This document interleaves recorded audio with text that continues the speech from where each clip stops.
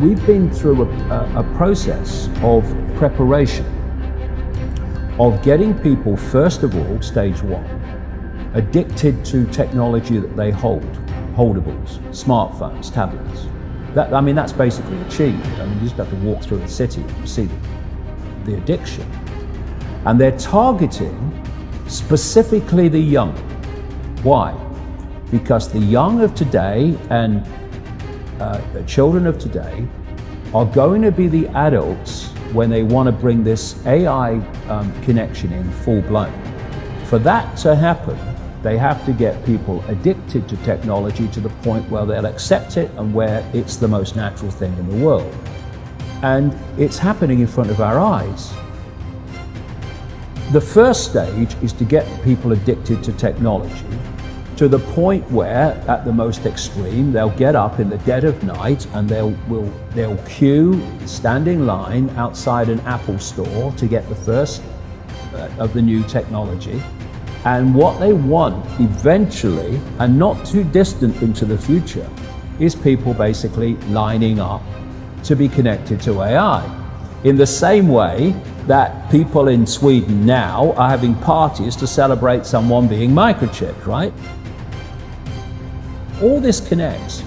So the next stage, because the idea is to get in the body, the next stage is to get on the body.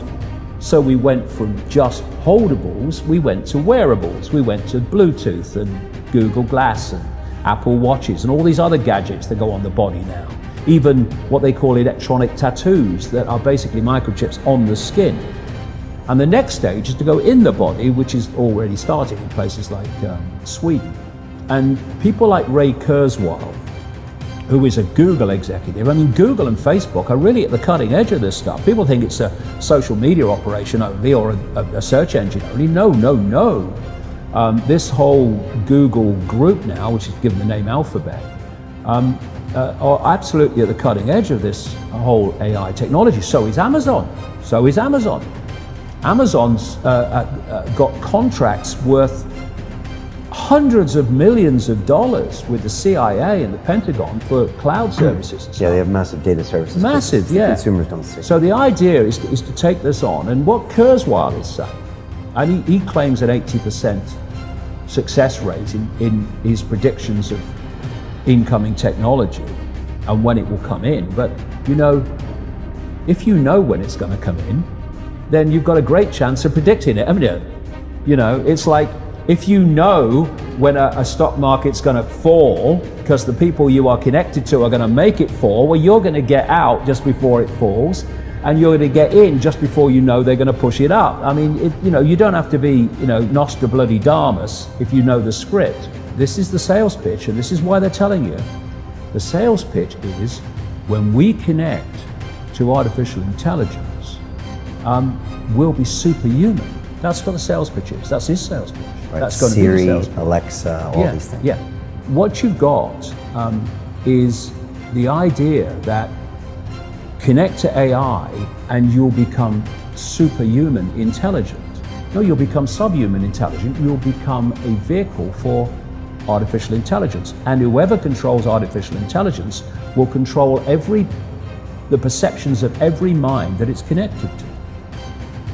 If you're going to make a physical connection with AI, you're not going to do that on a mass scale until you've made a psychological connection. And there is a process, a psychological process, which is known as preemptive programming. Preemptive programming is this. You're going to usher in a world that is so different, so dramatically different to what anyone's been used to, that you're going to have an obvious resistance purely by the chasm of difference between the world people are used to and the world you're taking them into. A resistance that says, hold on a minute, you want to do what? What? So you prepare them for it through preemptive programming. You put out a stream of movies out of elite-controlled Hollywood You put out television programs, you put out books, you put out all these things that basically portray the world you want to take people into. This is why you've seen so many movies about control by robots, control by technology, of synthetic humans. You have the dystopian society being portrayed and portrayed and portrayed. And what that's doing, it's making the subconscious, to an extent the conscious mind, familiar with the world you want to usher in. So when you literally start to bring it in, there's not that chasm that there would have been before. There is almost a familiarity with it because you prepared people by portraying it over and over again in movies. Another part of this psychological connection with artificial intelligence, so we'll accept the outcome that I've talked about, is these Alexas and these Echoes and these so-called office assistants or personal assistants. You start to interact with them as if they're human. And now they're bringing in internet-connected toys for kids, even little kids, and Barbie dolls that they can actually have conversations with artificial intelligence.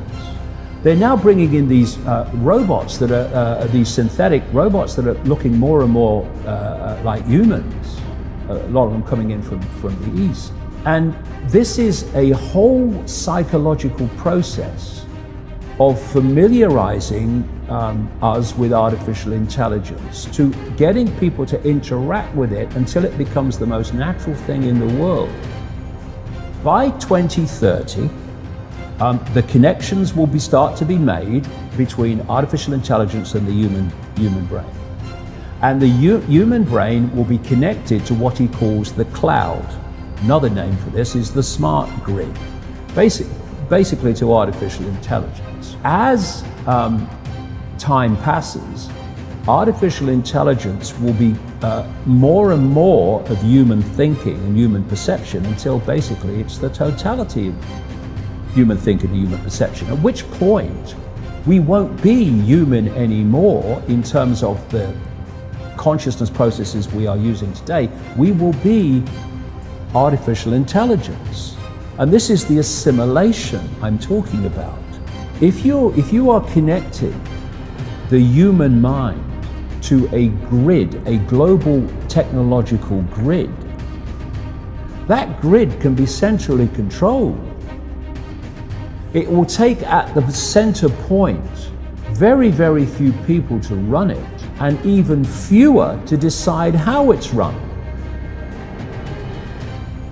I say this to kids and anybody else: how long could you live without your smartphone?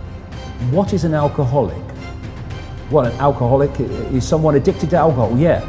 Why is he addicted to alcohol? Because he can't stop drinking it. But you can't put your phone down.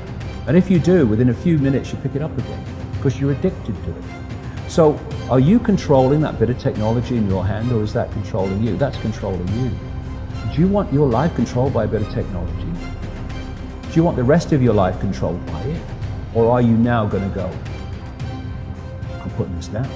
If technology is going to be the servant rather than the governor, it has to serve the interests of humanity, and humanity does not have to serve it. We're in a situation now where humanity is serving technology.